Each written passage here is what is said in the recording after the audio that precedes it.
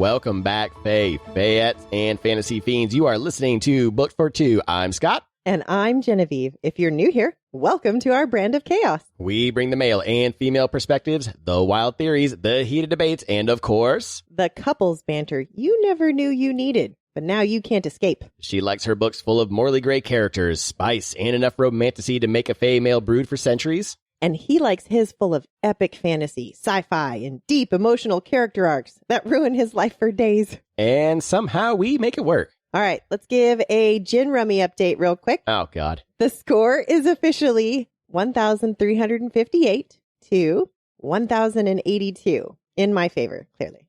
Clearly. However, I am now under 400 points. So I'm slowly but surely catching up. Yeah, I don't like it. Turtle, hair, you know. Yeah, I'm not a fan of how that's going, actually. I'm just going to keep trying to ramp it up. Yeah, and we have no idea how long we're going to make this go. So, yeah, we'll just keep updating you if you guys want our update on our Gin Rummy. It's also pretty entertaining. We can also do a Gin Rummy live for you. Ooh, that'd be fun. Maybe we should do that. All right, well, enough of the Gin Rummy. Let's get into our wrap-up. Ooh, yes. When we wrap The Assassin and the Desert, Celaena survived betrayal, heartbreak, and a giant reality check. Ansel stabbing her in the back, and Celaena leaving her alive to tell the tale. Which, yeah, that's definitely going to haunt in future books. Oh, for sure. But all is not lost. The Mute Master came through, handing Celaena a letter and enough gold to officially clear her debt. That's what I'm talking about. And with that, she packed up her shattered trust issues and headed back to Rifthold. And that's where we pick up this week in The Assassin and the Underworld Part 1. Celaena's back in Arobynn's orbit, and after Skull's Bay, nothing feels the same.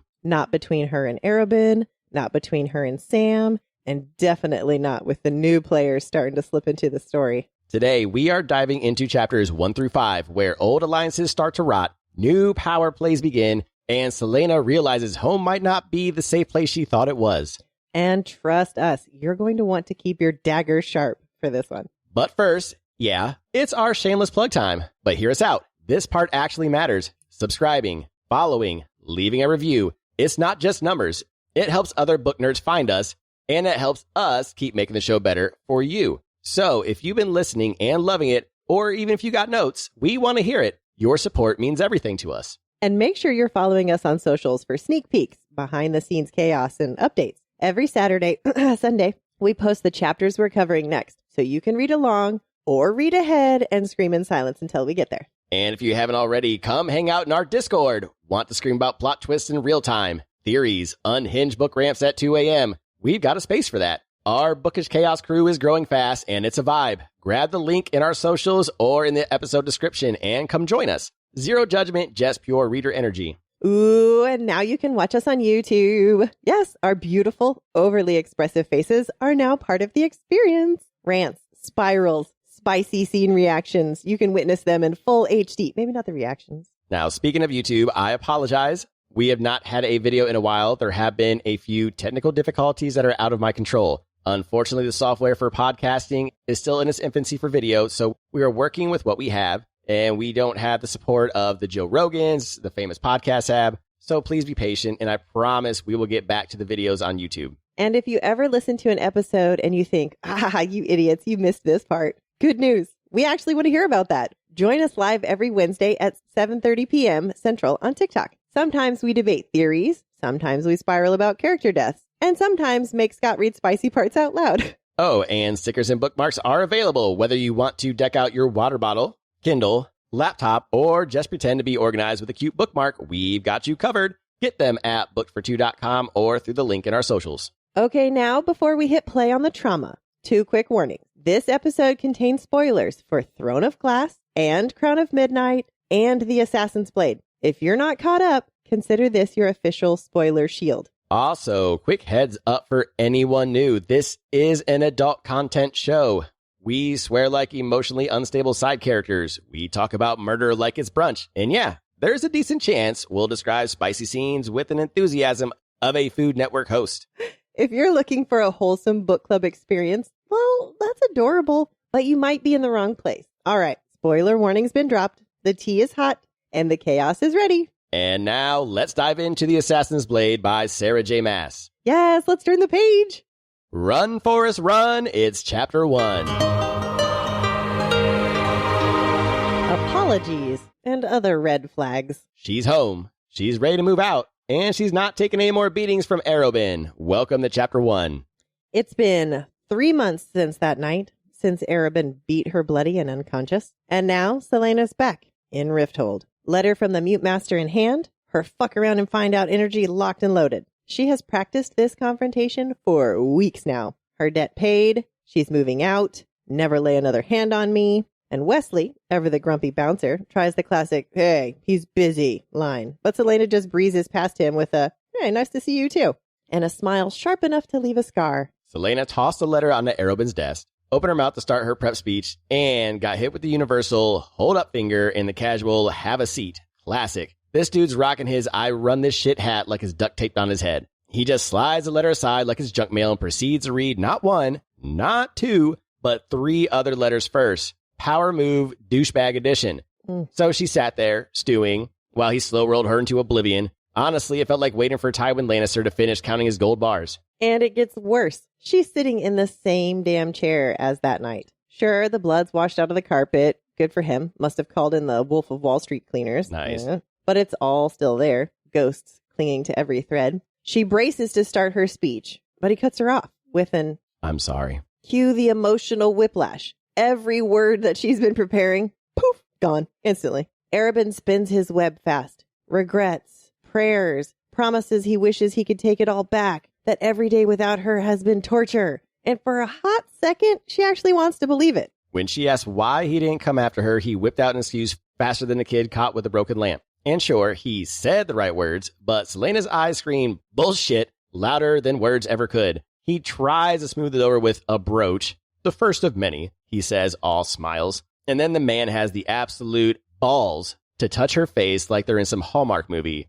But this is dark Hallmark. Dude, ew. What even was he to her? Father? Brother? Some jacked up combination of sensei and emotional black hole? Definitely not a lover. The thought alone felt like gargling glass. He loved her, sure, but he also built her to a goddamn weapon. Carved away pieces of her until she didn't recognize the girl in the mirror anymore. It was complicated. It was ugly. It was all kinds of fucked up. Of course, he's got another gift for her, too, because trauma shopping is now a thing, you know. Benzo Donoval, a new name. Slaver, businessman extraordinaire. He's coming to Rifthold with big dreams of roads and chains. Apparently, he's got documents naming Rifthold citizens who oppose the slave trade, and he's planning to blackmail them. Of course, Arobynn frames it like, hey, this is a favor. Like, this is how she can make a difference. You can stop this from happening. Like, here you go, handing it to you. All she has to do is kill Donoval, grab the documents. No big deal. And if possible,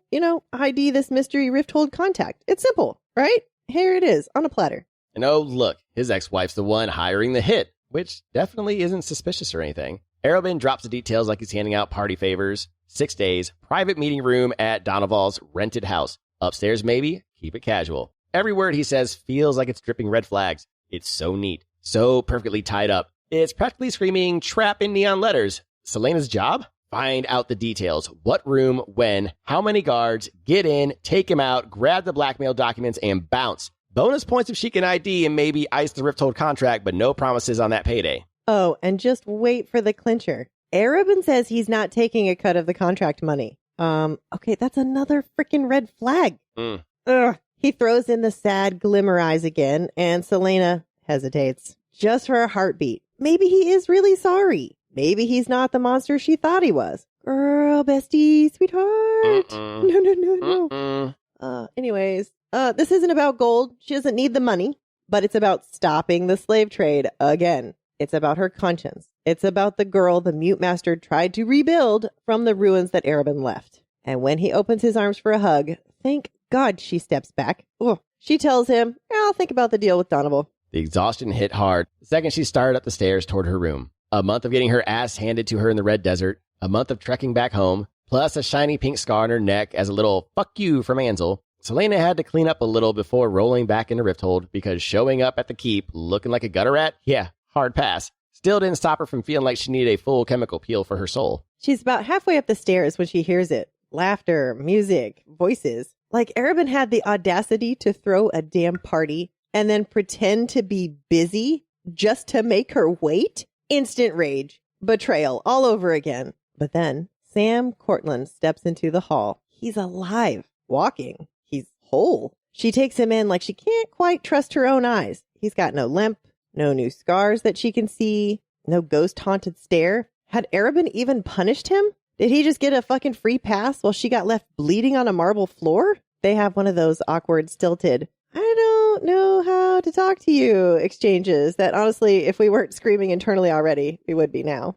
Yeah, you want to talk about awkward. It was more like, hey, how was the desert? I don't know. How are things back at Rifthold? They didn't want to talk about the serious stuff. But then when she started thinking about the serious stuff, like when she got her punishment from Arobynn, or how upset Sam was when he said, I'll kill you, it did start to bring a smile to her face. But then a dark-haired, green-eyed girl breezes in, and Celaena's smile just dies. Lysandra. Oh. Finally, the walking headache we've been hearing about since Throne of Glass. Apparently, they met when they were both 10, and direct quote, Celaena couldn't recall a time when she didn't want to beat the girl's face in with a brick or throw her out a window, end quote. Honestly, respect. That's hilarious. All right, let's talk about Lysandra, shall we? Arobynn spent a whole damn fortune making sure that Lysandra didn't just survive the streets. Oh, no. She became one of the most anticipated courtesans in Rifthold's history. She's polished, trained, bought, and paid for. And bonus fun fact, Lysandra and her madam both know Celaena's not just some random niece, which is their cover story. They know that she is Arobynn's protege, the dagger that he's carved out of nothing. And then there's Sam. Turns out he wasn't much more than a baby when Arobynn got his claws into him. Sam's mom was killed by a jealous client when he was 6. Okay, so he's been with Arobynn since he was 6. So doing math here, that's 3 years longer than Celaena has been with Arobynn. Okay, yikes, doesn't even begin to cover all of this. All right. Anyway, back to the awkward tension tornadoes swirling in the hall. Celaena didn't love the way Lysandra was posted up next to Sam, didn't love the way she was smiling at him either. Apparently, Arobynn had thrown this little luncheon/pep rally for Lysandra's upcoming bidding. Okay, side quest. Yes. Bidding? Is that what I think it is? 100% it is what you think it is. Think Taken. Okay. The part where the virgins are being bid, that's exactly what this is. But she's a willing participant, where in Taken... But that, again, is indoctrination. That is grooming. I mean, essentially, this is human trafficking. Oh, 1,000%. Okay, all right. Yeah. Okay, continue. Side quest complete. Yeah, I mean, these girls are trained until they're 17, and then their virginity is auctioned off to the highest bidder. So real, wholesome family fun there. Then Lysandra touches Sam's arm, and Celaena wants to snap that delicate little hand clean off at the wrist. Apparently, Sam's been helping prep for Lysandra's bidding party. Barf. Coordinating vendors, locking down security. Like this is just another Tuesday in Rifthold's Hall of Horrors. Meanwhile, Lysandra's over there poking the bear. Oh, you don't need to know the details, darling. It's all very exclusive. Listen, if smugness were a weapon, Lysandra would be a nuke. Celaena's face says it all. The way her head tilts, the way her hand curls into a tight little fist. Sam notices finally and extracts himself from Lysandra's grasp, like he just remembered what self-preservation feels like. Then Lysandra just had to crank it up a little pouchy little. When are you coming back in? Celaena was done. She didn't even bother answering Sam when he called after her, because if she turned around, it wouldn't be to wave goodbye. It'd be to hurl a dagger right between Lysandra's smug eyebrows. She'd always hated Lysandra, always, but seeing her touch Sam, flirt with Sam like he was already hers, yeah, that broke something loose. Sure, Lysandra's virginity was still intact, but there were plenty of other things they could have done, maybe already had. She slammed her door so hard, it probably registered on the Richter scale. Ooh, snap. All right. Starting at the beginning, so real quick question. Yeah, real quick. Yeah, what's up? The biggest thing here is Arobynn and Celaena. Yes. Do you think Arobynn is even sorry at all? I don't know. I don't know. I don't know. I mean, his love language could be giving gifts. So I don't think he's a type that even knows or gives a fuck what a love language is. He is a sociopath. I agree. I think he's a sociopath as well. So, I mean, he might be sorry that he escalated like that. He's sorry for the consequences. He's not sorry that he did it. He is sorry about what's going to happen now because of what he did. He's sorry that she is scared of him and upset with him. So this is a classic domestic violence thing. Yes. Where, kids, women, even men, get stuck in these abusive relationships. Trigger warning for this. We'll try to put a trigger warning in this episode because I didn't realize how deep this is going to get now that I've really paid attention to what Arobynn's doing. So this is a domestic violence, trigger warning for people. Anyway, what he's doing is classic beat you up. Like he groomed her from a child to rely on him completely. And making them compete against each other all the time. Yes, and then also using fear, too, as a tool. So what he does is beats her up, teaches her a lesson. Oh, but I'm sorry, I went too far. Here's some gifts because I know that you like these lavish gifts. All this stuff.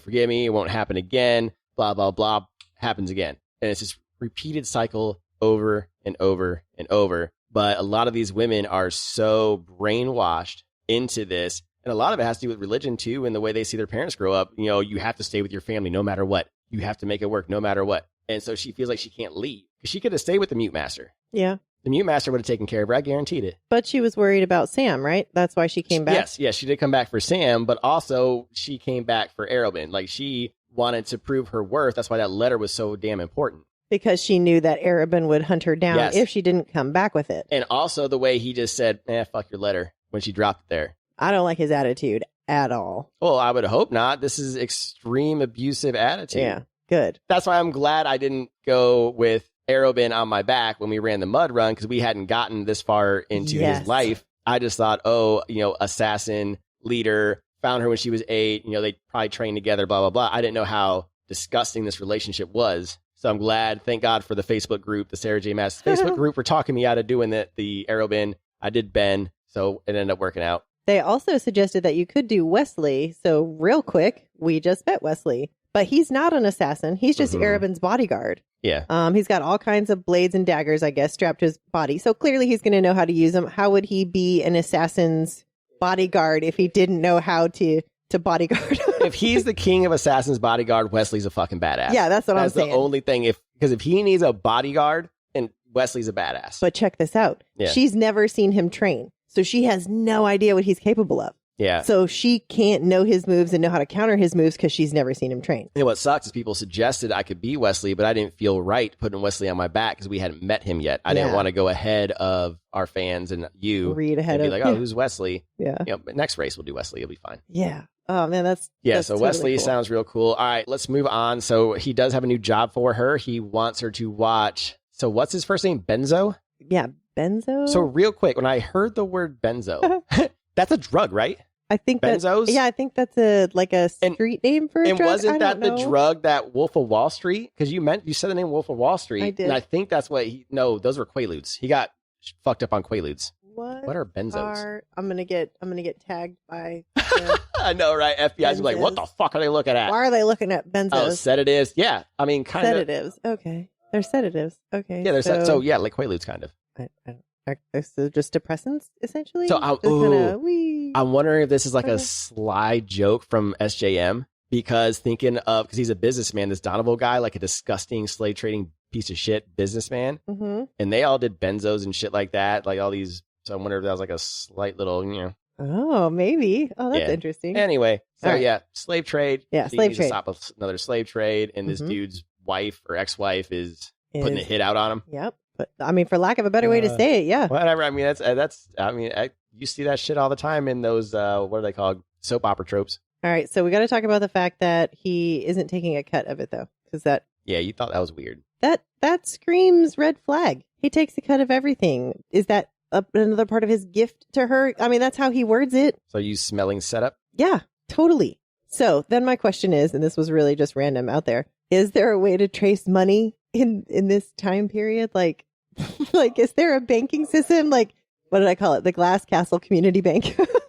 And I do want you to watch this show with me or our listeners haven't watched it. Watch Medici. Okay. It takes place in about the 1500s, which is probably around the time this would take place, roughly, like 15 to 1700s. And you should see their banking system. They controlled, like the Medici Bank controlled like all of Europe, the papal currency, all that stuff. And they knew to the exact dollar where every dollar went. Trust me. Wow. Greedy people know where all the money is at all fucking times. Trust me. Oh, and that's why I'm glad you caught that, though, because he's a greedy bastard. And you're right. Why wouldn't he take a cut? That's suspicious. That's sus. That is sus.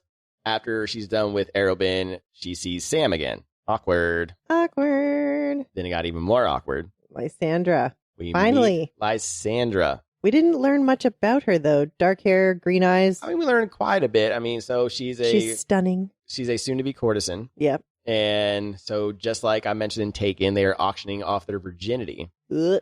But this is still human trafficking. But it sounds like they were trafficked at a very young age. And then, I mean, a lot of madams during these times would do that. They would have these young girls, like, clean the rooms, stuff like that, and groom them. And then once they become of age, like they're doing here, sell. That sounds like exactly what they were doing at the Red Desert, at the Keep out there, with the young kids doing all of the lower item things, but they were going to become assassins. So I feel like one of them is winning and one of them is not. I will still admit that what's going on in the Red Desert is still a form of indoctrination. Any type of religion, any type of that kind of thing is, let's face it, indoctrination. When you tell your child to cheer for a sports team, that's indoctrinate. You're indoctrinating them to a sports team, which is how bad the indoctrination is. Right? So you're right. There's levels of good and bad. I imagine that there are words that are less severe than indoctrination that are along those lines. But yes, I understand. That's just the easiest word to compare. Like hardcore indoctrination and,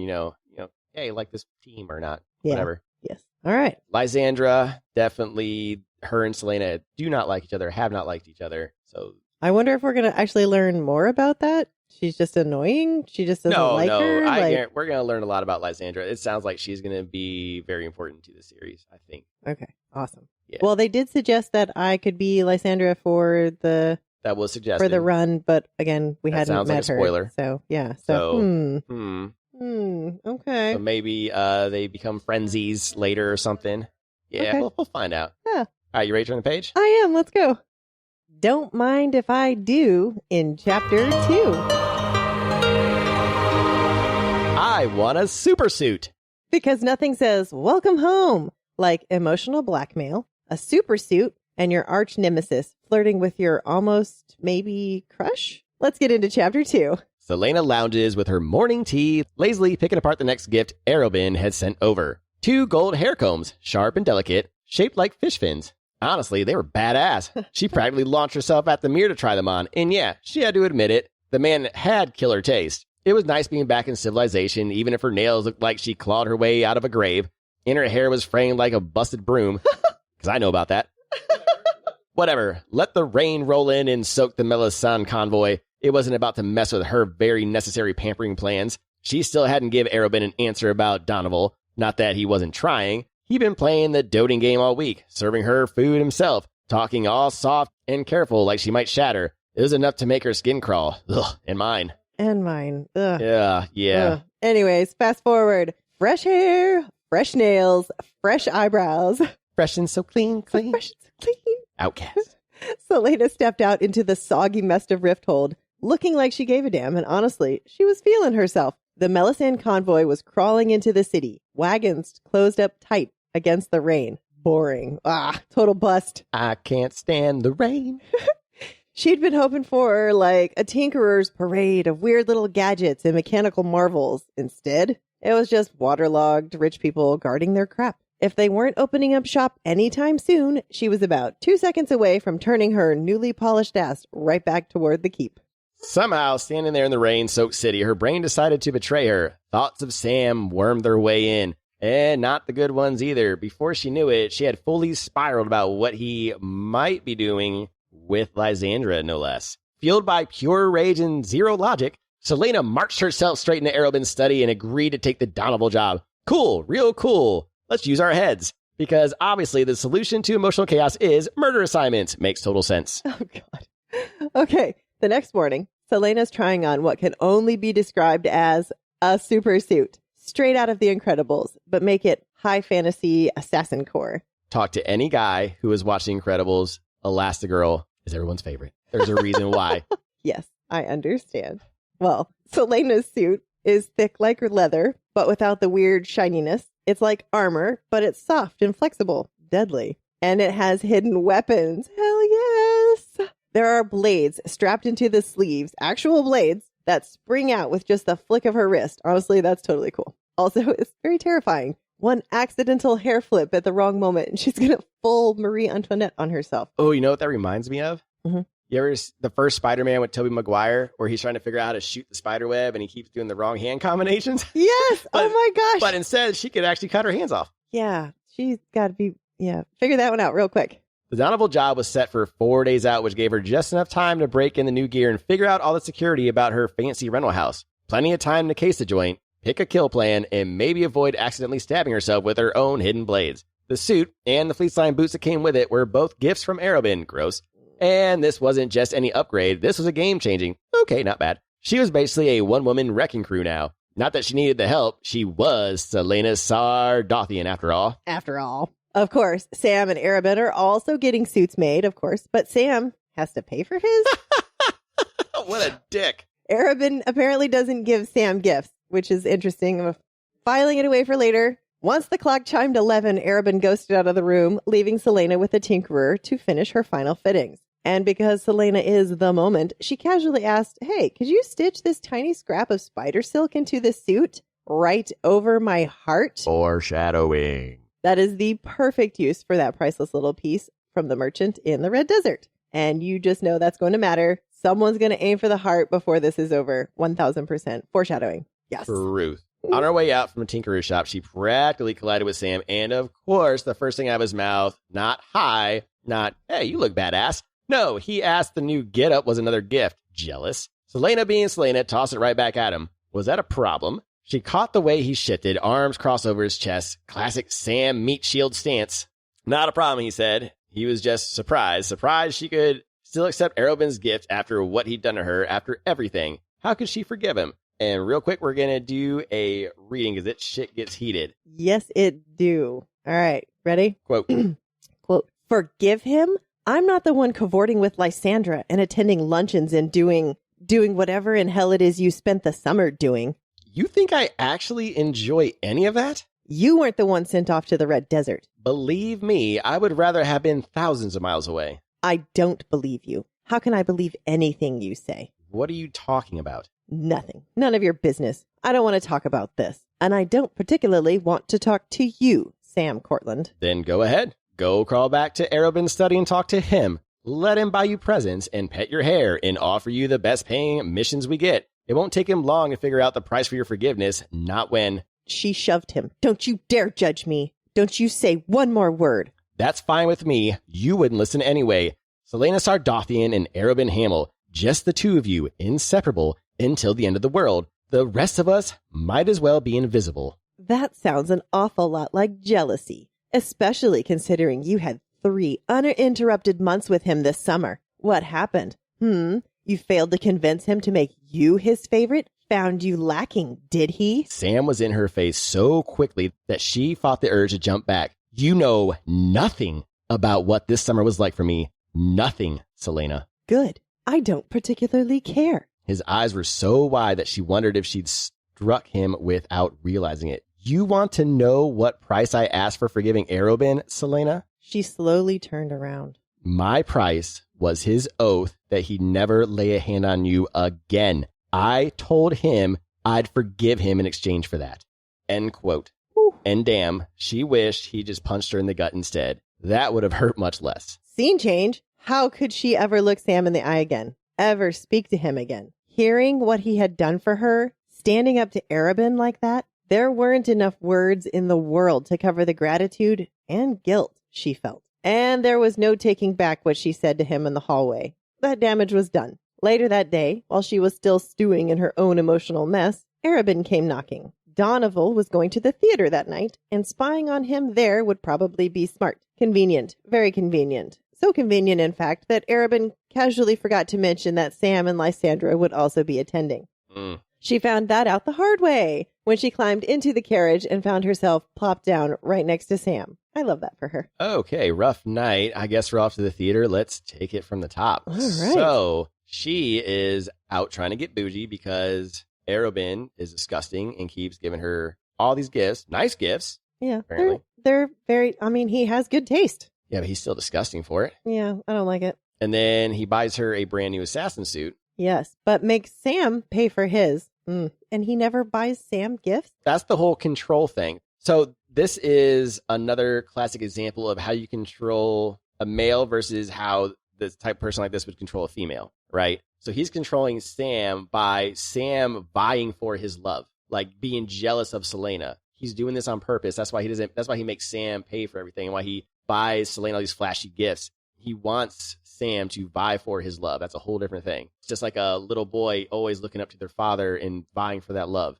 And then they treat their daughters in a whole different way, buying the gifts with love. Like you see that a lot with like not abandoned fathers. What's it called? Absent fathers. Absent fathers. Yeah. Yes. Where the others are like, oh, here's some gifts to keep you happy. Yeah. Sorry, I wasn't here. Here's a gift. Placating. They're placating them. But then they're hard on the son because they want their son to be like them. You're going to take over the business one day, blah, blah, blah, blah. That bullshit. Yeah. Yeah. So that's exactly what this is. He is a absent father. Oh, that totally makes sense. Yeah. And this is abuse. All of it. Yeah. What do you think about the suit, though? Oh, the suit's fucking badass. That sounds so cool. I want one of those.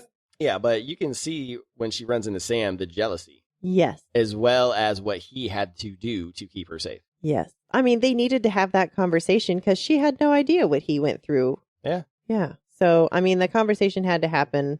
She knows that she is bougie. She knows what he is doing. She knows that he is trying to buy her forgiveness with gifts. I don't think she's dumb. Well, she is finally waking up. That's what all these novellas are about. It's her growing up and learning lessons. And this lesson is you are not the center of the universe. Other people have problems too. He sacrificed a lot for her, put himself in trouble, with Arobynn, basically threatened Arobynn and said, leave her alone. Yeah. If you ever touch her again. Yeah. Yeah. And I bet that didn't make Arobynn happy. So he's probably going to have Sam suffer in other ways. Which is helping out with this. I have a horrible feeling like you do with this Donovan thing. I mean, we only have a novella and a half. I know. But real quick, tinfoil hat. Yeah.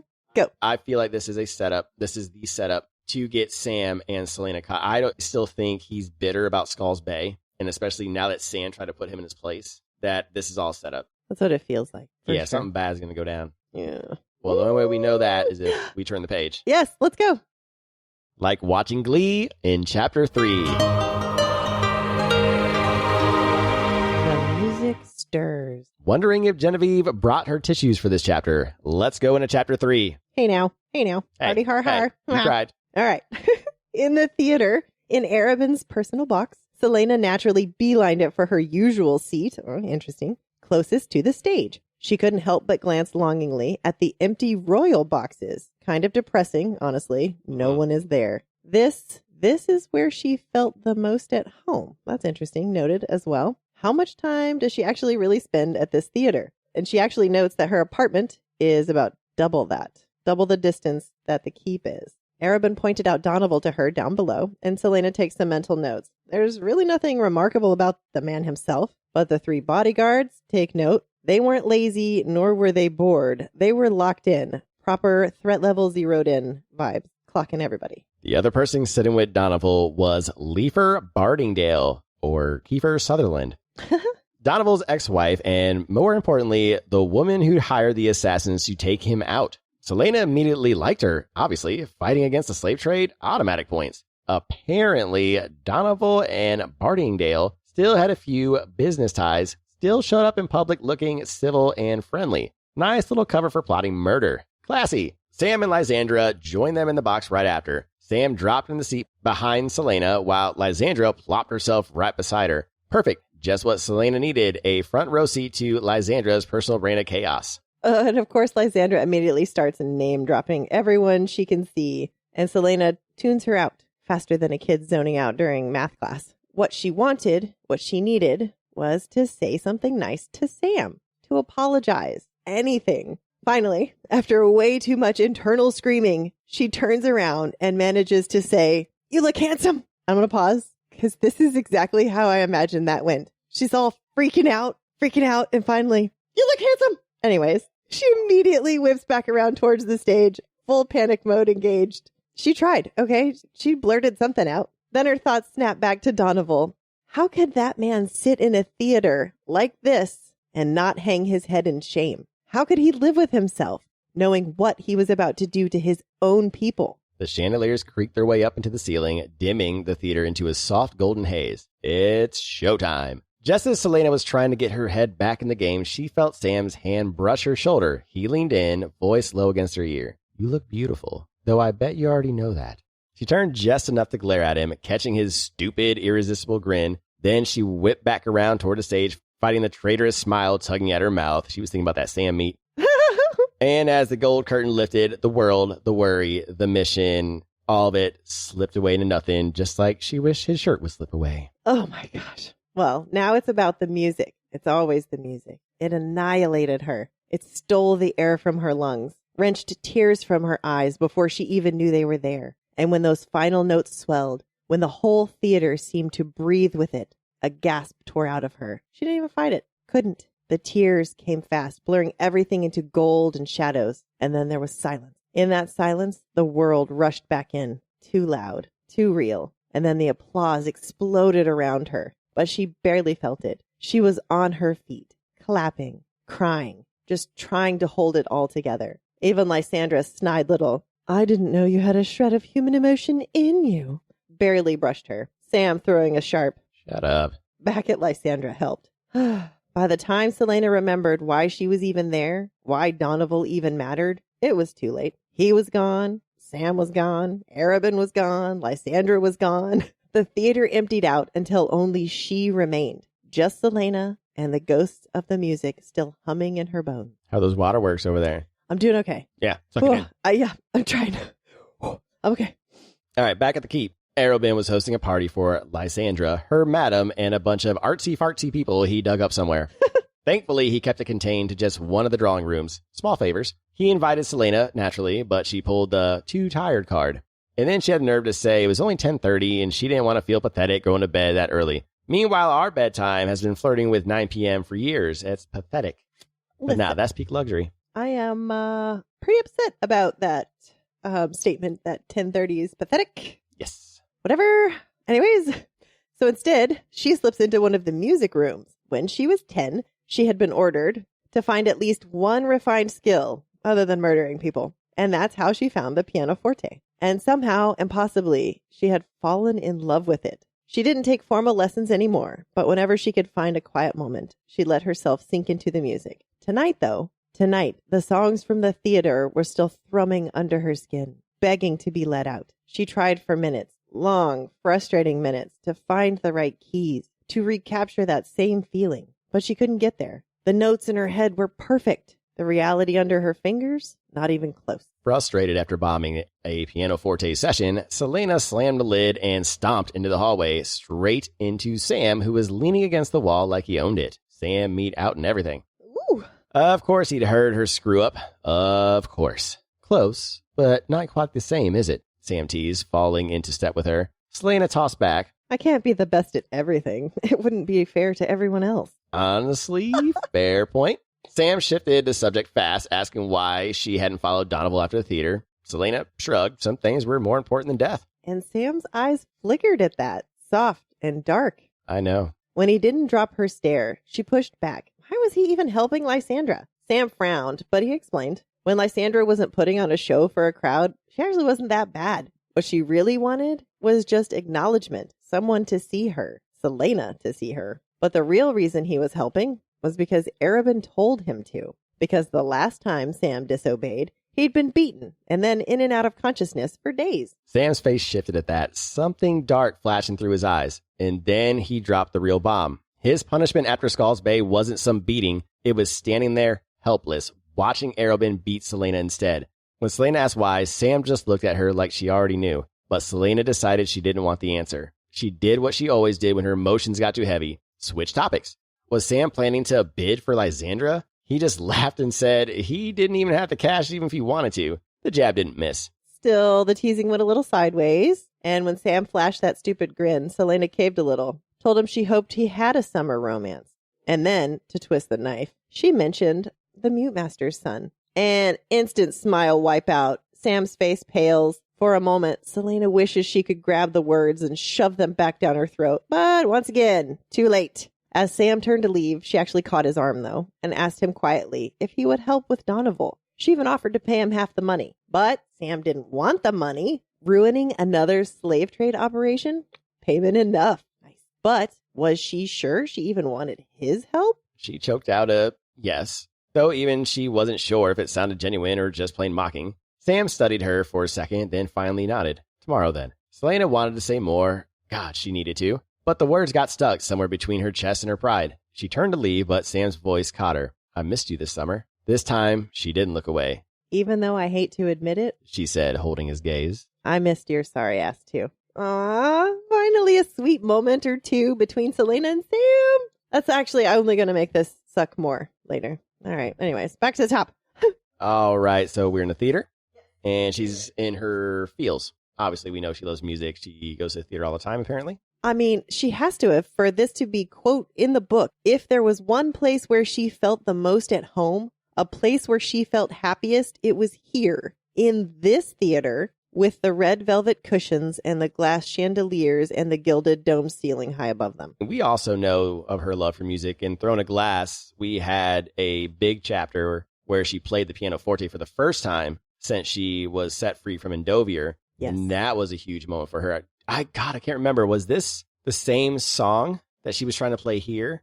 Oh. I do remember she played a certain song that Arobynn made her play all the time. I don't know if that was at the same time. She played a couple times, I think. Yeah, she played a couple times. There was one time where she played that song, but I think she played some other song that brought her to tears and brought all of us to tears. When she finally played. Anytime she talks about music, it brings me to tears. So I assume that SJM has this same love of music.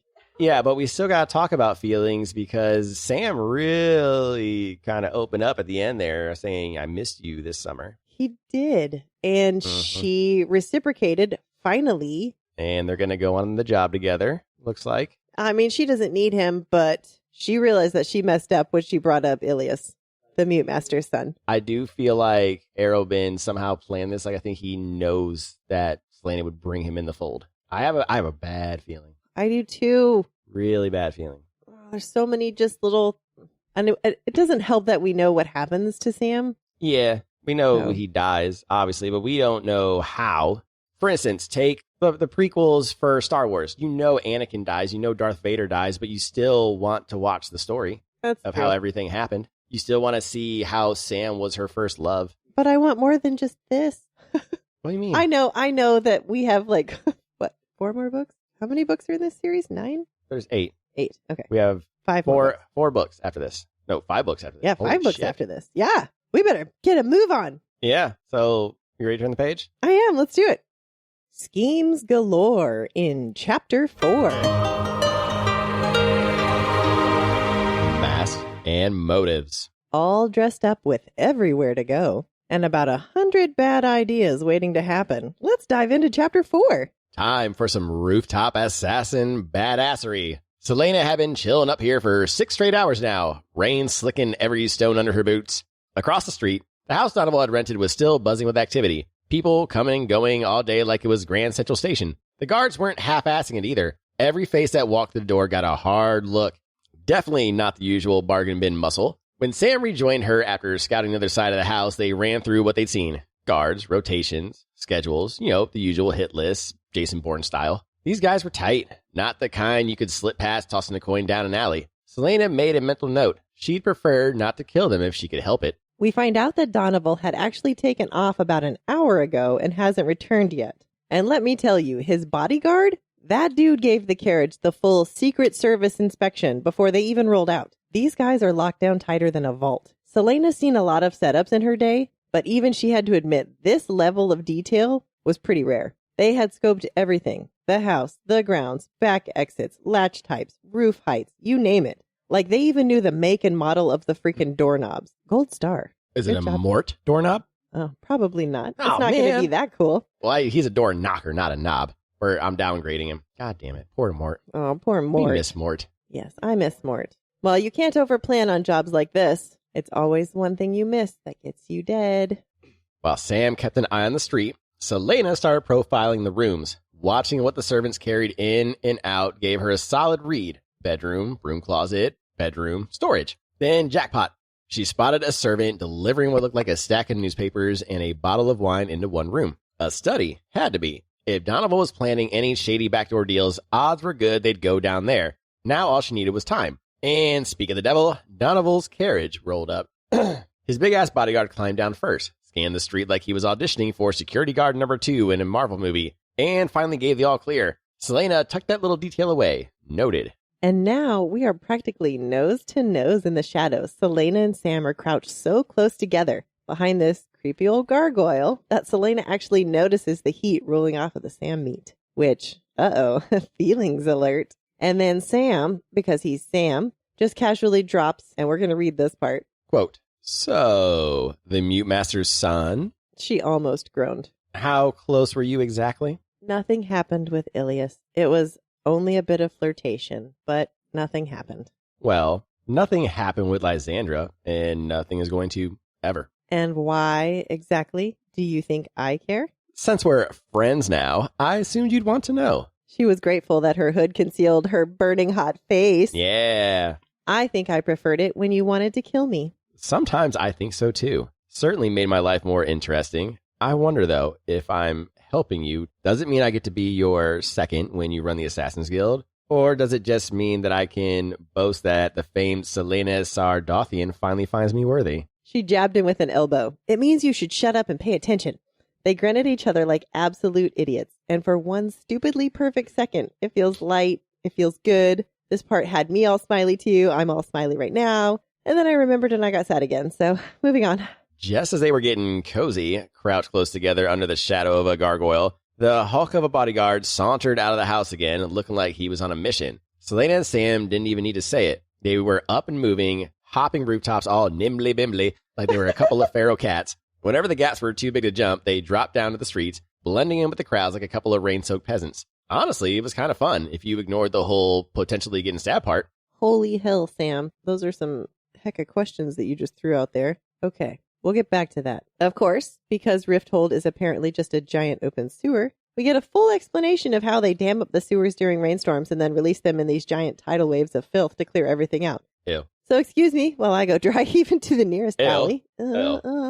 Anyways, right now they've got bigger problems. They follow Mr. Hulk Bodyguard across the city all the way to a tavern where he does nothing. He orders a drink. He sits alone. There's no secret meeting. He doesn't talk to anybody. There's no shady whispering in the corner. He's just chilling. How is this not red flags and sketchy too? Wait. I mean, wait. Because he's just chilling like a villain? Why did he? Yeah, I get it now. Chilling like a villain. That all makes sense now. Chilling like a villain. Because you've got nothing to worry about. What? He's just chilling. Like, wow, okay. Moving on. Are you all right? Okay. I think I'm broken. And he drinks a ton. Celaena clocked that too. Either he's got a hollow leg or maybe he's drilling a hole in the bottom of the mug. Goddamn holes in your magic mugs. Meanwhile, where you did it earlier. Yes. Meanwhile, Sam's throwing out observations like, I wonder why Bardingdale even wants the road built if she's so against the slave trade. hey, yeah. Wait a minute. Okay. Tinfoil hat. Why does she want the road? And she's friends with Arobynn, but she's trying to stop the slave trade? Oh, there's so many red flags on this. All right, well. For some reason, Celaena took that as a sure sign they wouldn't fail. From their spot in the corner, they watched as the bodyguard strolled right through the front door. Not the back entrance, not the side alley, front and center, like he owned the place. And just like that, we're back at square one. They wasted an entire day getting rained on and people watching for what? Nothing. Celaena's already rethinking everything. Maybe this isn't the gift-wrapped assignment that Arobynn made it sound like. Maybe she's actually going to have to work for this one. And to top it off, the Harvest Moon party is tonight, and the Donoval hit is coming up fast. No pressure, girl. Get it together. Scene change. Celaena decided it was officially time for a soak, and not just a quick dip. An hour-long, hot as hell, use every last drop of running water kind of soak. You know, an everything bath, right? Is that what you guys call them? Yes. Got it. Because when your tub costs more than some people's entire house, you use it. She was determined to drain every ounce of hot water from the building if it killed her. And of course, because Arobynn can't help himself, there was yet another gift waiting for her. A black silk dressing robe. But still not enough that she'd forgive him anytime soon. Which, raises some questions. Did Arobynn seriously think buying her off with fancy shit was the way back into her good graces? And worse, has she trained him to think like that? Sure, she wasn't about to take the blame for the beating, but the endless parade of guilt gifts? Yeah, that might have been at least a little on her. That's what I'm thinking. And then she spotted it. A neat little stack of papers tied with a red string, sitting dead center on her bed like a summons. The note on top read, "Try not to stain them with your tears when you play. It took a lot of bribes to get these." She almost rolled her eyes until she caught what it actually was. Sheet music from the performance they had seen the night before. Wait, hold up. She looked again at the note. Nope, that is not Arobynn's elegant, smug as hell handwriting. That's Sam's. Sam's scrawling, barely legible handwriting. How the hell had he gotten this? The show had barely been out a few weeks. There was no way the music was in circulation yet. Holy shit. She couldn't help it. The smile that split her face was pure, unfiltered joy. And I'm smiling right now. Everyone's smiling. We're all smiling. Yeah, men, take notes. That's exactly That's how you do it. That's how you gift someone. Pay attention. She wanted some sheet music, and she didn't ask for it. He paid attention to her and what she loved, and his ass went out and got sheet music that didn't even exist yet. Yeah, That's he took his time to do something. Setting the bar. Woo! Yeah, god damn you, Sam. Fuck, Sam. I gotta find some crazy sheet music or something. Anyway, scene change. Party time, despite the rain. Leifer Bardingdale's house was packed to the rafters. Celaena was more annoyed than anything else. All this effort, gorgeous dress, fish fin hair combs, and now she could barely even show it off because the party was packed tighter than a clown car. It felt like anyone had showed up for this bash. Well, anyone who wasn't royal anyway. Celaena had been to dozens of extravagant parties over the years growing up in Rifthold. But this party easily blew them all away. The ballroom was enormous and immaculately decorated. Young women in corsets and lacy lingerie were dangling from swings in the ceiling. Bare-chested young men were handing out wine like they were serving holy sacraments. Was this a party or an HBO fever dream? Either way, Celaena was here for it. Yeah, this sounds like something out of Eyes Wide Shut. It honestly. Totally does. It does. Celaena, Sam, and Arobynn make their way down the sweeping staircase into a ballroom, looking like the world's most dysfunctional family photo. At the bottom, Leifer was there, waiting, all smiles. Arobynn played it cool, introduced Celaena as his niece, and Sam as his ward. Weird. Their usual cover story. Celaena hated it. I hate it. You hate it. We all hate it. We hate it. She hated meeting clients face to face. Okay. She hated pretending. She just fucking hates. We're all just hating. Yeah. She just wants to be her, goddammit. She hated vetting people who probably deserved a dagger between the ribs, but mostly she hated being paraded around like some damn trophy. Got it. Leifer slipped off with Arobynn, leaving Celaena and Sam to scout the room for Donoval and gather some actual intel. They finally found him lounging in one of the private alcoves reserved for distinguished guests. And by distinguished, we clearly mean creepy old men with delusions of grandeur. The Hulk was there with him, of course, standing guard like a sentient brick wall. And the second Donoval sat down, he was instantly flanked by scantily clad women who looked ready to either seduce him or rob him blind. Maybe both. Apparently, hello, Clarice, the madam who trained Lysandra was the one supplying the entertainment for the night. Ooh, was it fava beans and a nice Chianti? Nice. Celaena caught sight of the women walking around the room and found herself hoping Lysandra wasn't among them. That would absolutely torch her night. From their hidden vantage point, Celaena watched Donoval hold court in his little private alcove. The Hulk bodyguard was parked beside him, stone-faced as usual. Even funnier, the Hulk took a sip of Donoval's sparkling wine before letting him drink it. I mean, you gotta check if it's poison, right? Yeah, okay. You gotta love that trust level. Donoval was fully peacocking, showing off, playing the big man, soaking in the attention from the scantily clad women practically glued to his sides. The man wasn't subtle. Hell, it was ballsy to show off like that at a party being thrown by your ex-wife. A big swing, buddy. Wow. Unfortunately, none of this was useful intel. Not really. Donoval wasn't talking to any men. There were no shady meetings, no whispered plans, just flirting and flexing. Okay, so maybe his secret partner wasn't a dude. Maybe the contact was a woman. Sam asked if she thought Donoval would meet with this mystery partner tonight, but Celaena didn't think so. He looked pretty busy cozying up to Clarice's girls, and that gave Celaena an idea. She turned to Sam, firm but gentle, and said, "Why don't you just stay here? I'll be back. I'll find you when I'm done." And with that, Celaena Sardathian, the drama queen of assassins, strode straight into the lion's den, right on up the stairs into Donoval's alcove. Well, that was one way to get the intel you needed. So let's start from the top. All right. So they followed dude into nowhere. Was he a distraction? Who? The bodyguard, the Hulk guy? Yeah, was the Hulk walking off a distraction? Did they know that they were there and thought maybe that they would follow? He did nothing. Yeah, he knew. You think so? they knew that they were being watched probably and probably drug them away from their house, which was smart. And then the idiots followed the bodyguard. So he was chilling like a villain, but it got them away from what Donovan was doing. Smart. So why didn't one of them stay? Because why didn't they split up? They're in love. I mean, that's fair. I mean, you got safety in numbers. I mean, That's you could true. split up. They're both very capable people, but then you're fighting the Incredible Hulk here, and the only person that can beat the Incredible Hulk is Thanos. They never even made contact with this guy. They were just watching to see what was going down, and he just sat there and enjoyed his drinks. Like, Oh, all right. Well, I mean, they were back at square one. They got zero information from that whole day. So nothing. So then they had to go to a party. I mean, there's nothing wrong with that, going to a party, right? I mean, it's like Eyes Wide Shut. Yeah, but we got to talk about her gifts in her room first. Oh, gross. Yeah. Ew. I mean, one gift was gross and one was fucking awesome. Well, yeah, the one from Sam was awesome, but the one from Douchebag, gross. Yeah, we don't care about that one. So let's talk about the one from Sam. All I have to say is, oh my God, my heart. That's how you do it, boys. Me, everybody. Sam is just making us look bad. God damn it, Sam. I mean, I wonder, like, at this point, if all the guys are like, you know what, I secretly kind of want Sam to die, you know? oh no, is that why she killed him off? Because Like, they were like, get rid of him. yeah, Get rid of him. because he gives better gifts than Arobynn, so he was like, oh, we got to kill him now. He gave a way better gift than I did. I mean, that was far and above better than any gift that we've heard that Arobynn has given her. Like, more heartfelt. What did Kale give her? Did Kale give her anything? I feel like he did. I feel like Kale gave her something that was very meaningful as well. It's been so long ago. It really feels like it has been forever ago. It had to do with music, too. Yeah. Yeah, I remember dancing was involved, too, when they were, like, playing Bodyguard. I don't know. This time, we're going to do it immersive for all of the books. I want to hear, like, all the voices. No, we're doing immersive from here on out, 100%. I get, for some reason, they keep handing me free credits. Well, I'm not Most mad likely at that. I'm paying for them, and I just don't know it, but okay.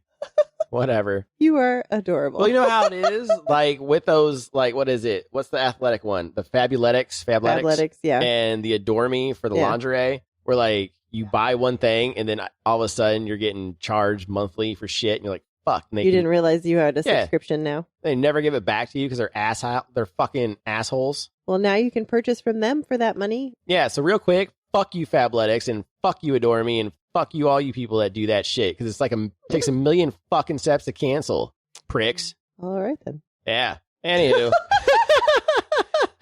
Just had to get that out of my system. Yeah, I'm glad. I'm glad you got that. I'm glad you got that out. Because it's so fucking stupid. It's highway robbery, man. Like, I didn't sign up for this shit, and I probably did by not reading the fine print. And then now I think about that South Park episode where they didn't read the fine print. And then now you're like in the human centipede thing. Yeah. Oh fuck! Am I gonna be the ass end of the human centipede? You don't want to be the ass end. No. You want to be the front end of the human centipede because you get to eat. Are you? The middle might be. What just happened?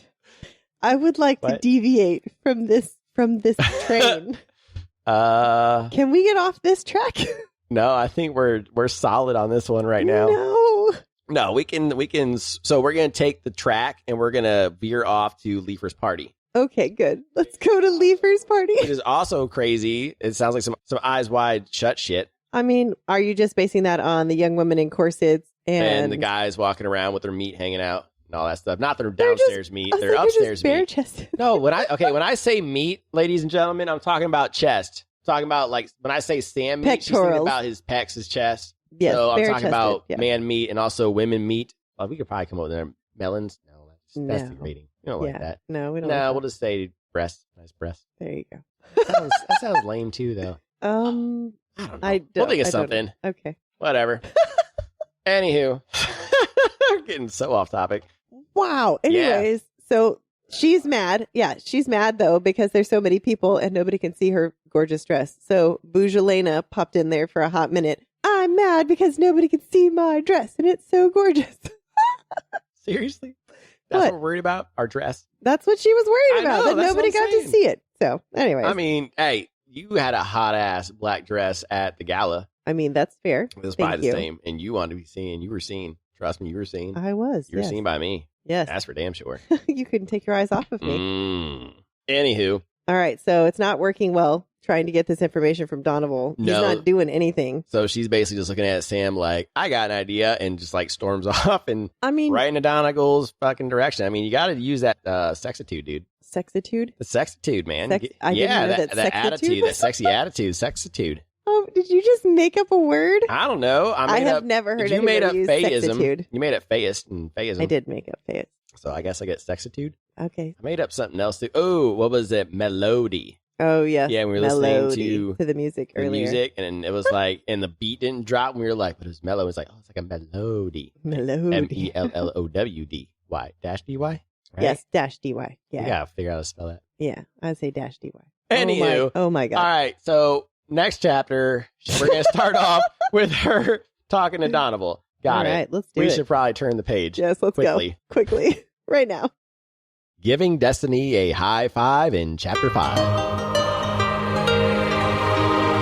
Jealousy in the ballroom. Things got heated up on the dance floor, complicated in the heart, and maybe, just maybe, a little hopeful on the rooftop. Let's jump into chapter 5. The guard and the 4 courtesans noticed her before Donovan did. The bodyguard didn't see her as a threat. Well, she had worn this dress specifically in case she needed to be the siren. And as Donovan looked her up and down, practically drooling as she curtsied and addressed him as my lord. Celaena is so practiced that she knows how to tilt her head to get the light to catch her eyes and sets them sparkling. Hell yeah. You guys know them angles, right, with the cameras and shit? Yeah. Come on now. We know. You know. Celaena turned it on like flipping a damn switch, all wide-eyed innocence, telling Donovan how her uncle spoke so highly of him, just dripping with fake admiration. And then came the act. Oh no, scantily clad women? Oh my. Such shock, much modesty. She tucked her chin, played the shy, demure little lady who had only just noticed the courtesans lounging nearby. She even muttered that she didn't mean to interrupt and turned like she was about to leave. Cue the desperate, wait, please stay, from Donovan. Gotcha, asshole. She turns back around, lashes fluttering like a pro, and introduces herself. Diana Bracken. We have another name. Listen, come the fuck on. Like, seriously? Let's add it to the damn list of her fake names. Anyways, she even makes a point to flick her gaze towards the courtesans again, full, oh no, I'm so scandalized energy, and suggests that maybe, just maybe, she and her uncle could call on him, 3 days from now. 3 days would be good. 3 days from now? Because, her uncle is away on business right now, busy with the Viceroy of Belhaven, on very important fancy business, Just keep reeling him in, girl. Donovan, bless his creepy little heart, assured her it wouldn't be rude at all to call on him. Said he admired her courage for even approaching. Cue the world's biggest internal eye roll. Celaena clearly... Did you just roll your head again? Yes. How do you roll your head? Yeah. What? I was trying to make it super dramatic for the video. It said eye roll, not head roll. You don't roll your whole head with an eye roll. That's why it's called an eye roll. Super dramatic. That was. Oh my God.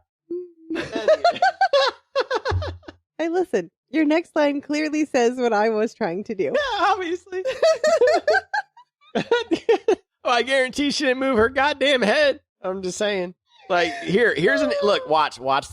Here's an eye roll. You ready? Yes. Here's a giant eye roll. Watching. Are you at it? Okay. Your ready? head moved. Your head moved. My head barely moved. It moved. I mean, it didn't do what mine did. I have ADHD. I'm constantly moving. All right. Speaking of ADHD, let's get back on track here. Yeah. So Celaena clearly wanted to roll her eyes, not her head, into another dimension. You rolled yours into like 5 other dimensions. But somehow she managed to flutter her lashes instead. Wow, you guys really both have issues with rolling eyes. She's fluttering lashes. You're rolling your entire head. It's not... Can nobody roll their eyes? She doesn't want to roll her eyes. That would be terrible. She has to flutter her eyelashes right now. If she rolls her eyes, she's going to be called out, like, obviously. Then she really kicked it into gear, asking what time would work best. 3 days from now, of course. Donovan mentioned he had dinner plans, but breakfast and lunch were wide open. Celaena sighed dramatically, all flustered and tragic. Oh no, she already had lunch and breakfast engagements. Maybe afternoon tea, maybe just before dinner, maybe a rendezvous at the theater later that night. Girl was serving options like a damn restaurant menu. I wish all women would come up with options. That is not part of the script, and I feel personally attacked right now. Yeah. But then he paused, and then I paused, and then everybody paused. I'm going to need you to pause. What? I will try. Okay, I will try to come up with some options. See, but hey, you rolled your eyes correctly that time. I saw it. You didn't move your head. Congratulations. Perfect. I'm learning already. Shut up. All right. Okay. He paused. Donovan paused. We'll talk about who paused. Donovan paused. Uh-oh. Is he getting suspicious? Time to pop the boobs a little. Hell yeah, some Celaena meat. That always works. Sure enough, Donovan's brain caught up, and we're back on the table. Plus, he casually drops that he'll be at the theater later if she wants to catch up then. Celaena flashes her best bright, wide-eyed, golly gee, smile and invites him to join them in their box, where her uncle and his two very important viceroy friends will be waiting. Boom. Hooked. Got him. When she offered their carriage too, Donovan demurred. He had a late dinner. Oh, giggle. What time? Gross, but also very effective. We men are some simple fucks, aren't we? We are so simple. Just pop some boobs at us, and we're like, yeah, I'll do whatever you want. Little giggle, little giggle, pop some boobs, and we're like, yeah, I'm in. Yes. Yeah, it was working, really working.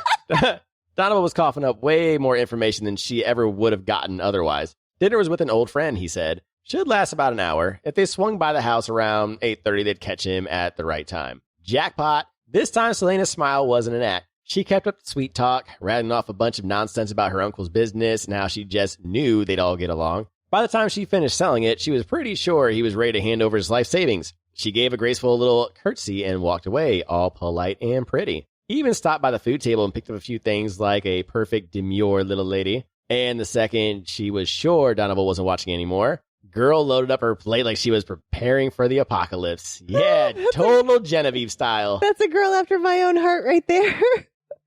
But then across the room, she spotted Leifer Bardingale watching her. Not with triumph, not with smugness, but with sadness or regret. And then when Leifer brushed past Celaena's skirts, she brushed against them like it was supposed to mean something. But Celaena pretended not to notice because no way was this night about to get complicated. Because just then, Sam appeared at her elbow, asking if she got what they needed. Yeah, she did. But you know what? She wasn't ready to wash their hands in blood just yet. She wanted to dance. And Sam, well, he didn't stand a chance of saying no. That's right, because Celaena danced like she was born on the damn dance floor. The beautiful youths of Lysandra had gathered near the orchestra, swirling around the singers, and she naturally gravitated toward them. Sparkling wine in hand, of course. No, scratch that. Sparkling wine in both hands. Hell yeah, double fisting. Dude, I bet she would totally do Edward Scissorhands. Oh, that'd be awesome. You ever done? Oh, Edward 40 Hands. My bad. You ever heard of Edward 40 Hands? Yes, Edward 40 Hands. My brother used to do that.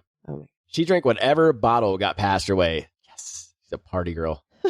Laughed, spun, let herself get pulled into the music, pounding through the ballroom. Hang on. I want to pause on that. Ew, gross. There are so many germs on those bottles. I am not participating. Oh, I had to. I could not. You nerd. No. Nerd. Just nerd.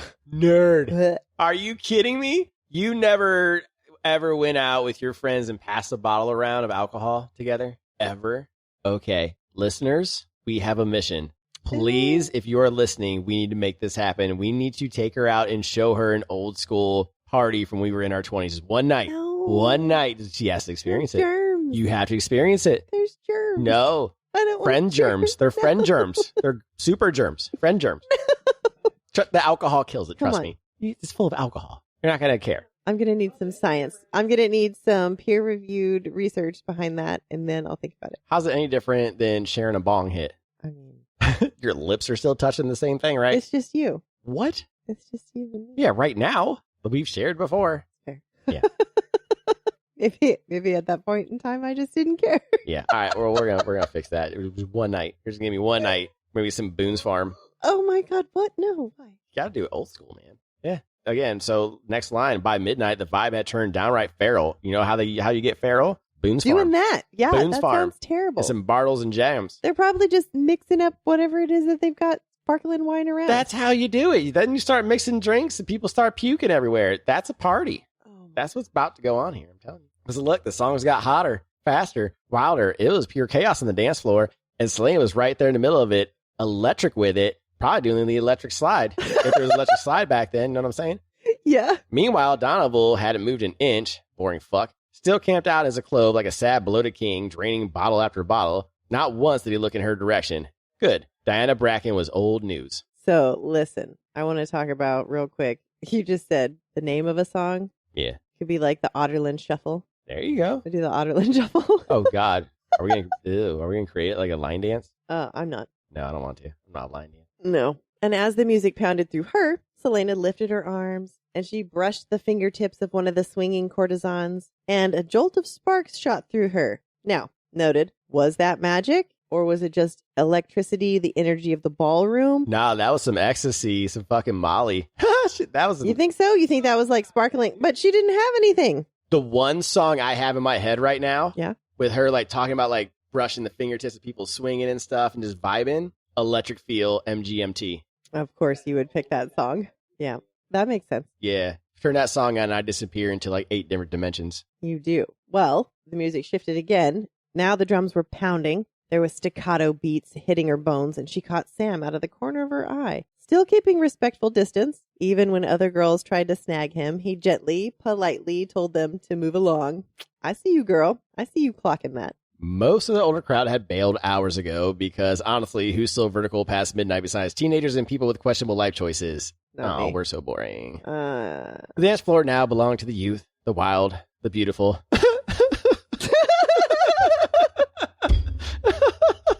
Sad. Tears of sadness. Celaena shook off the wine haze long enough to check on Donovan again. Still parked in his corner, still pounding drinks like he was getting paid for it. Well, at least this old dude still likes to party. Jesus Christ. Well, Arobynn and Leifer were tucked into another clove close by, heads bowed, deep in conversation with a few sharp-looking people. Business and pleasure all swirled into one mess. To each their own, I guess. all right, I'm going to go on a side quest real quick. Celaena had a whole bunch of questions.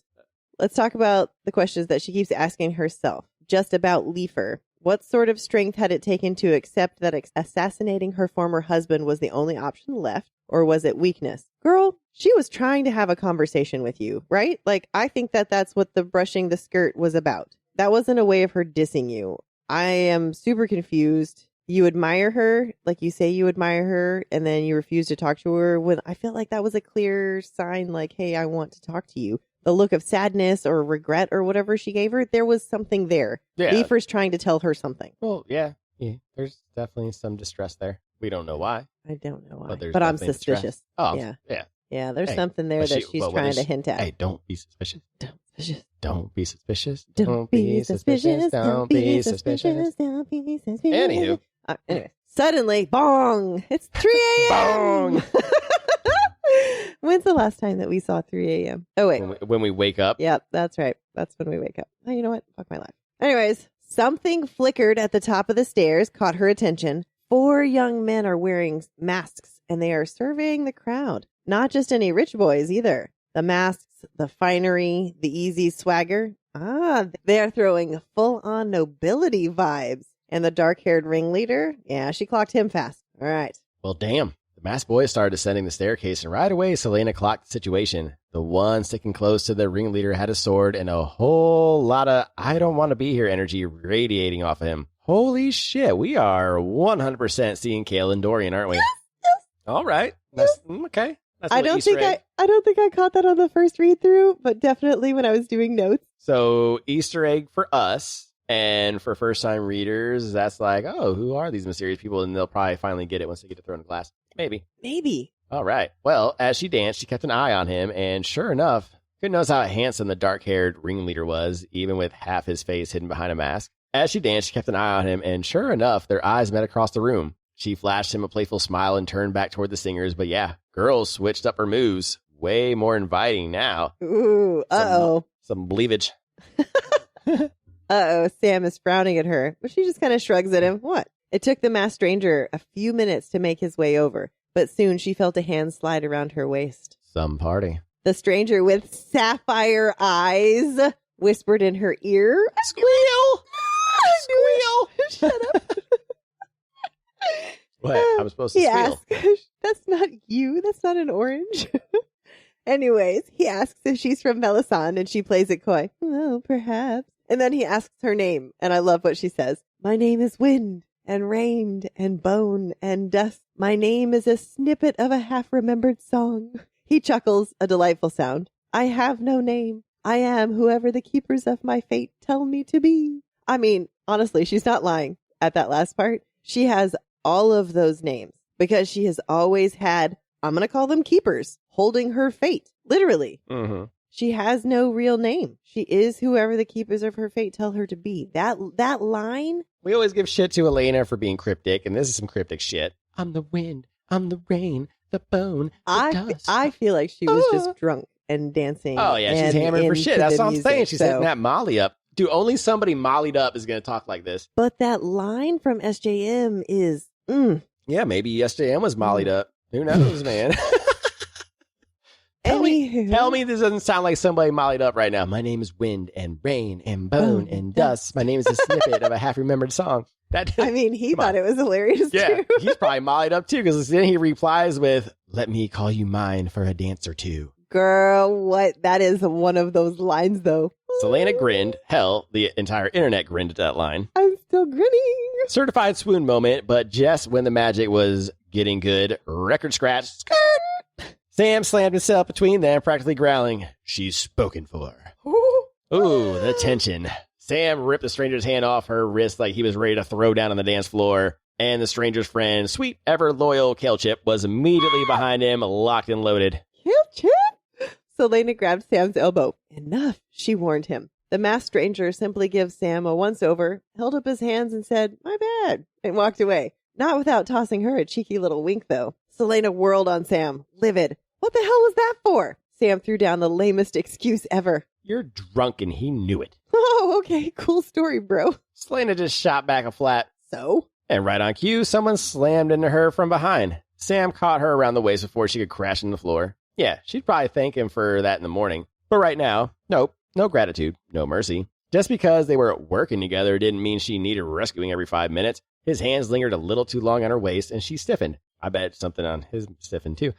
Sam suggested he'd take her home. Celaena shut that down fast. She wasn't done yet. Celaena, she'd leave when she felt like it. She slipped right out of his grasp without even looking back. And then it hit her. The jealousy. The stupid, ugly, all-consuming jealousy. Didn't he have Lysandra or some other equally for hire option to cozy up to? Why was he even here? But through gritted teeth, Sam snapped. I don't want Lysandra or anyone else for hire. He reached for her hand, tentative, almost pleading, and she was a fool, a goddamn fool for not seeing it sooner. But she shook him off. Hey, she was who she was. She didn't care what he thought of her. Liar, liar, assassin, pants on fire. Anyways, Sam pressed. He cared what she thought of him. He stayed at this disgusting, sweaty, drunk on power party for her. And he would go to 1,000 more just to steal a few more hours with her when she wasn't looking at him like he was the dirt under her boot. I bet he would walk 1,000 miles for her. I bet he would walk. I bet he'd walk 500 miles, and I would walk 500 more just to be the man who walked 1,000 miles to fall down at your door. Daddy in the. What? I think it's like Daddy in the. I don't know. I don't know what they say there. Anyway, Anywho. That last hit landed harder than she meant, but Celaena didn't back down. She shifted gears fast. They had bigger things to focus on. Donoval, the mission, not whatever this bullshit was. She tried to pull it back. Couldn't they just enjoy the fucking party? Sam just shrugged. Fine. Then go dance with that man if you want to. Jealous much? Celaena almost said something. Almost. Instead, she muttered that she didn't know how to be his friend yet. Didn't know how to be anyone's friend. Couldn't they just talk about it tomorrow? Sam gave her a smile, the kind that was all sharp edges and no real warmth. Sure, if you even remember any of this tomorrow. He turned on his heel and disappeared into the crowd, leaving her standing there alone. And she just started dancing again, so. Anyways, much later, I believe, we are finally at her new apartment. The rooftop of her new place overlooks the Avery River. And of course, she's out there assassin style, perched on the rooftop ledge with her legs dangling over like it's no big deal. Yeah, I just got chills again thinking about it. So anyways, she's up there for sunrise, sitting there high above the city, just watching as Rifthold starts to wake up and come alive. She hadn't been to the apartment since she got back from the desert. The spacious rooms were hidden on the upper floors of an abandoned ink warehouse, the last place anyone would think Celaena Sardathian, Outerland's assassin, would call home. And that was exactly the point. This place was hers, and hers alone. Well, it would be, as soon as she told Arobynn she was leaving, right after the Donoval contract. Maybe, probably. Hopefully. She took a long breath, letting it settle in her chest. Yeah, the party had been a good distraction, loud and wild and messy. But there was more to the world than this. Bigger, brighter, and she had 3 trunks of gold stashed upstairs to prove it. She could build her life however she wanted, and no one, especially not Arobynn, was going to stop her. Bullshit. Anyway, let's start at the top. This is a long one, so we're going to... Yes, it was. So we apologize for all the madness. Yeah. So we're going to try to keep this ending down a little bit for you. I mean, we shouldn't have too much now that we went crazy. All right, so she played Donoval perfectly. Oh, yeah. Used all of her womanly assets. Cleavage, all that. Yep. Classic typical, honeypot. Same things you do to me to get me to do perfect. things. Yeah. Perfectly done. Yep. Yeah. Well done. Well done, Diana Bracken. Yeah, your new name. Diana Bracken. All right. And that name is done forever, so we can cross that name out. Hopefully. That's what it said. It said done forever. No, that's not what that meant. It said she closed the book on that one. Okay. No, they said Diana Bracken was old news. Yeah. In that he had forgotten that she was at the party, so she could go about doing whatever she wanted to do at the party. Yeah. She didn't have to pretend to be demure Diana Bracken anymore. Oh, she wasn't demure Diana Bracken anymore. She was drunk fucking Celaena, just mollied up and loving the music, having the best time.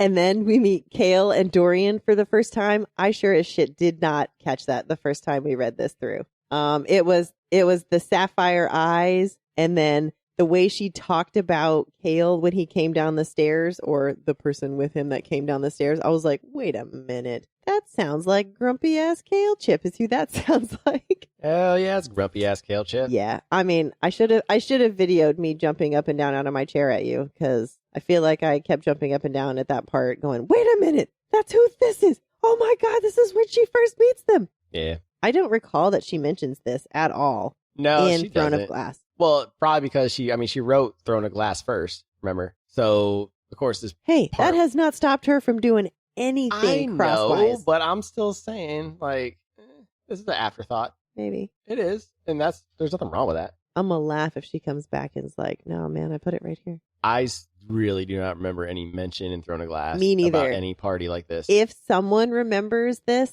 please let us know. That would be really cool. I don't think so either, but that'd be really cool if they were like, yeah, this little tiny sentence right here was reference to this. Sam shows up and tries to be a party pooper. Just pooping on parties. That's his woman. He's just now finally breaking through that hard shell. He hasn't made it. Celaena. No. He's trying to. He's made it past the first layer of the onion.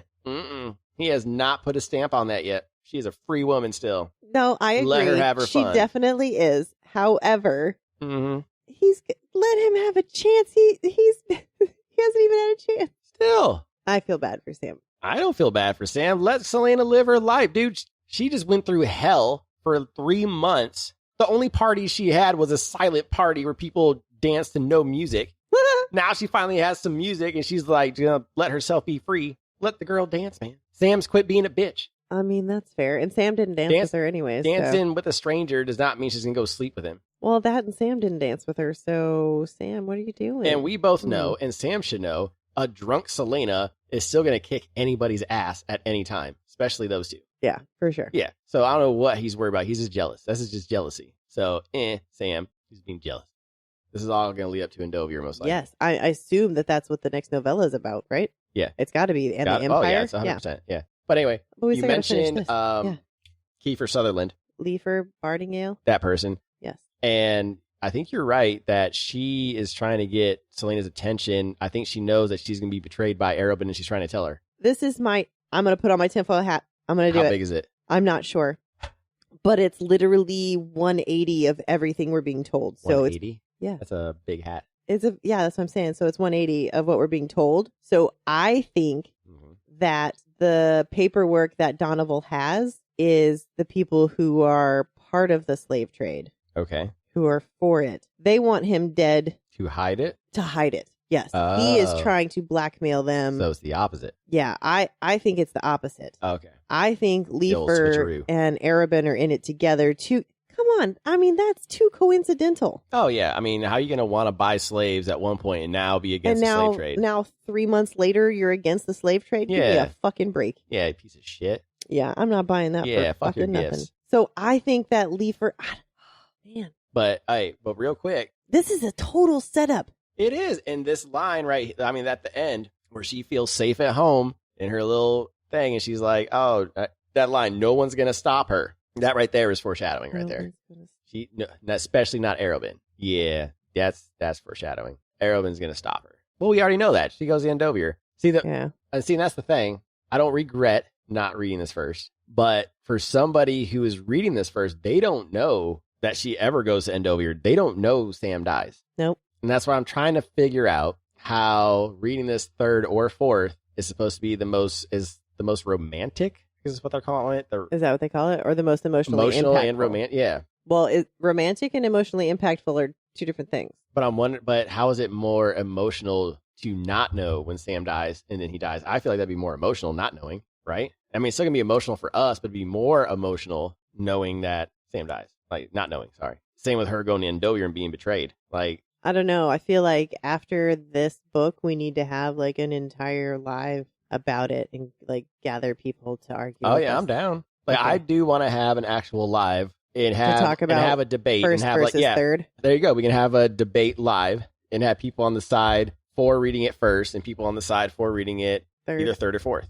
Okay, I like it. It. Yeah, we can set something like that up. Yeah, let's do that. I like it. All right, so that is it for part 1. Yeah. All right, sweet. We get to read the next chapters. I'm so excited. All right, so we're gonna wrap up The Assassin in the Underworld. Yes. But first, it's He Said, She Said time. Yeah. And we actually have a lot more talkers this time. Thank God. Oh my gosh, we have so much to so many pick more from. quotes. Yay. All right, let's do this. This is going to be difficult. Yeah. All right, you ready? Yep. All right, folks, it's time for He Said, She Said, the game where we test each other's knowledge of this week's chapters by guessing who said what. Or more accurately, it's the game where I win because Scott either overthinks it or totally blanks out. Excuse me? I'm just giving you the illusion of superiority. It's called strategery. Is that what we're calling it? Anyway, we've each picked 3 quotes, and the other person has to guess who said them. 30 seconds, no hints, no lifelines, maybe some multiple choice, if he begs. And apparently no mercy either. Let's get to it before Genevieve starts drafting her victory speech. All right, everybody, welcome back to He Said, She Said for The Assassin in the Underworld, Part 1.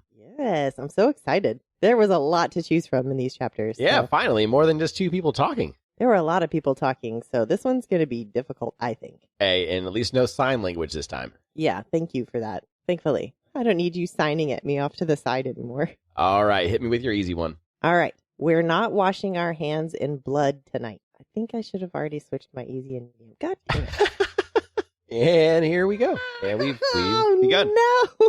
And I don't even... Oh, man. Wait, say the quote again. We're not washing our hands in blood tonight. I'm going to go with Sam to Celaena. Oh, it was so close. It was Celaena to Sam. Okay, was that when they were... she's like, get on the dance floor. Let's do this. Oh, okay. Yeah. Is that what you thought the situation No, was? not at all. I was thinking that they were stalking Donoval's house. Nope. Okay, so yeah, easy. No. All right. Sorry.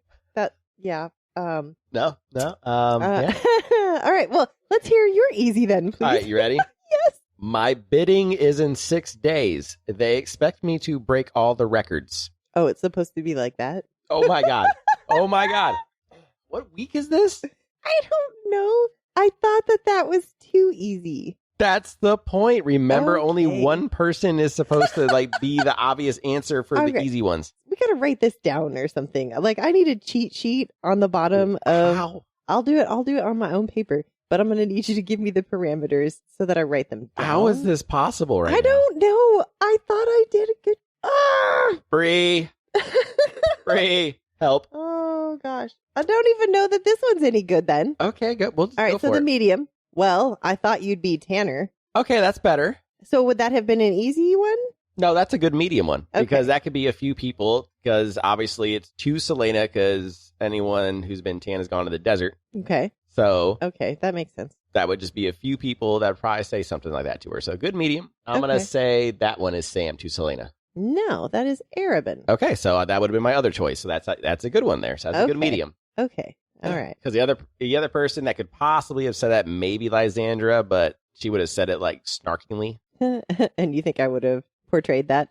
Yeah. All right. Okay, So I'm a let's little do scared of medium. my medium one. This might be a little harder than I thought. Oh, okay. All right. All right.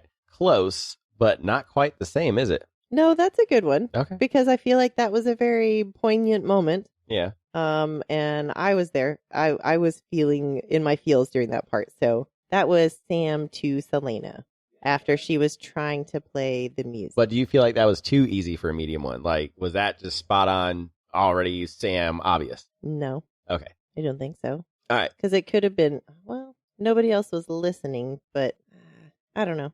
The reason why I chose the quote is because close, but not quite the same, is it? Could be literally anything. I know it's a obvious quote because that's what gives him the idea to get the music. Yeah. But I just thought, okay, this could be one, like many things. Okay. No, that makes sense. All right, now let's see about your hard one. Oh, I am super excited about this one. I am whoever the keepers of my fate tell me to be. What? What, is that an easy one? I am whoever the keepers of my fate tell me to be. What other person would have said that? I don't know. That is stranger, quote unquote, to Celaena. You were wrong. What? Yeah, that is Celaena to Dorian. Yeah, stranger. Celaena said it to him, though. Oh, okay. Well, then, I mean, that would have been more of like a medium Dang one. it. Because I knew it was that exact conversation, but I thought that's how Dorian retorted back to her. No, that's what she said. Yeah, okay. I didn't know that was full of her quote of, I'm the wind, I'm the blah, blah, blah. Yes, that was yes. I have no name, she said. Anyways. All right. Well, what's your hard one? Are you from Melisande? Oh, well, this is this is stranger to Celaena this time. Oh, man. But it's Dorian. Nobody can lie to me. Nobody can lie to me. I know this is Dorian. It looks like we were hanging out in the same conversation a lot, so. I think we both failed that one, but I thought that would be hard because anyone could have asked her, are you from Melisande? Yeah. I don't know. Well, I have a bonus one that I'm not sure where I could have placed this one, so Okay. maybe you can help me with it. All right. I am what I am, and I don't particularly care what you think of me. Is that Lysandra to Celaena? It is not. That is Celaena to Sam. That'd be a good, like, medium to hard. Okay. All right. Yeah. All right. All right. So my bonus. Yeah. Okay. He's busy. He's busy. He's busy. He's busy. Yeah. That's it? Just 2 words? That's it. He's busy. Yeah. All right. He could be Donoval. I don't remember the guard saying anything to her when she walked up to the alcove. He's busy. Who else is he? Oh, this is I swear. Wesley. This is Wesley. What? Yes, this is Oh. Wesley. About Arobynn. Yes. To Celaena. You cheated. No, I didn't. Okay, I know you didn't. I promise I didn't. Dadgummit. Good job. Thanks. All right. All right. Well, Well, that that- was fun. That All right. wraps up part 1. One of these days I'm going to get this right. I swear. Yeah, you're good. Time for Assassin's Whisper. Oh, yes. Let's go.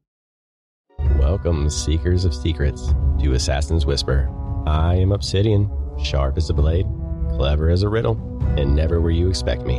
And I am Garnet, the shadow you sense but cannot see, and the voice that carries truths only the bold dare to hear. Together, we are the keepers of whispers, guardians of the secrets of Aurelia, entrusted to pass them on to only the most cunning assassins. This is your covert briefing, a recap of what has transpired in the world of Aurelia. Pay attention, assassin. The truth is a weapon, and we're here to make sure you wield it well. Listen carefully for every whisper. Welcome back, my deadly darlings.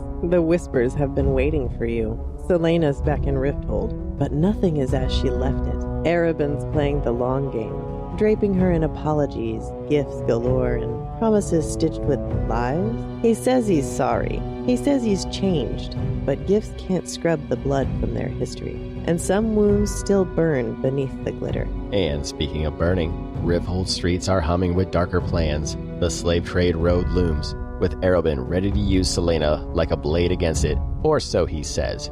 But every whispered order carries a hidden blade of its own. Meanwhile, Sam trying to keep his balance between loyalty, anger, and something neither of them are ready to name.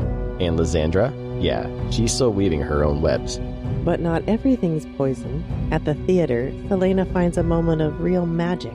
The music, the lights, the life she once dreamed about. And just for a heartbeat, she's not Otterland's assassin. She's just a girl with stars in her eyes and a world waiting beyond the shadows.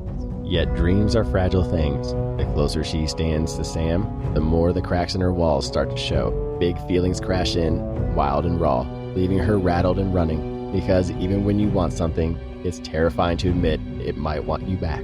In the end, she goes back to her lonely apartment, gold and silk and broken armor trailing behind her. And somewhere in the silence, she has to wonder, was forgiveness ever really on offer? Or was she just walking herself back into another kind of cage? But for now, my deadly darlings, the whispers fade, the rain falls, and the next mood waits in the dark. Until next time, walk the shadows and trust only the whispers.